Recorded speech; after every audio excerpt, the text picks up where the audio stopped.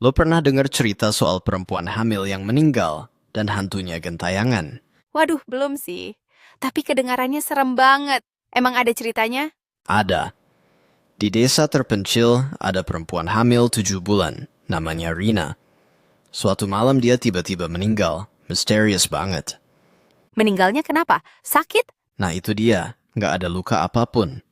Tapi wajahnya pucat kayak habis ketakutan banget, dan tangannya mencengkeram perutnya. Gila, serem banget.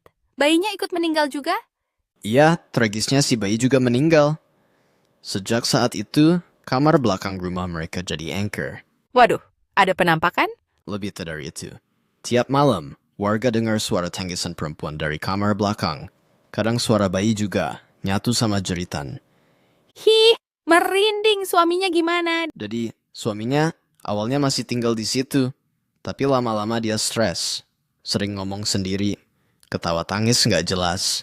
Kayak kesurupan gitu? Bisa jadi. Bahkan tetangga bilang, lihat sosok perempuan hamil berdiri di jendela kamar belakang, rambut panjang, mata kosong.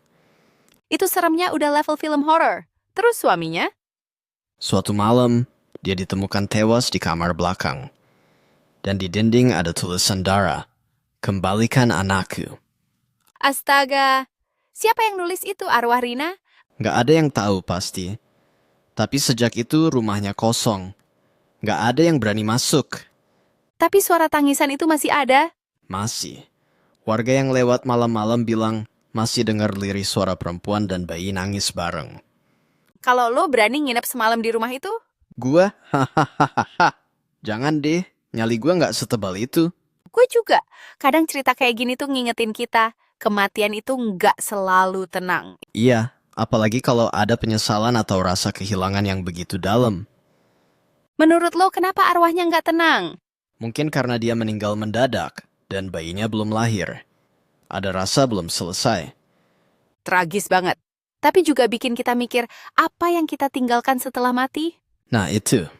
Dan mungkin yang lebih penting apa yang nggak sempat kita selesaikan. Buat yang dengerin podcast ini, jangan lupa sayangi orang-orang di sekitar ya, selagi masih sempat. Dan jangan pernah remehkan cerita dari kamar belakang. Kadang, suara tangisan itu bukan cuma angin.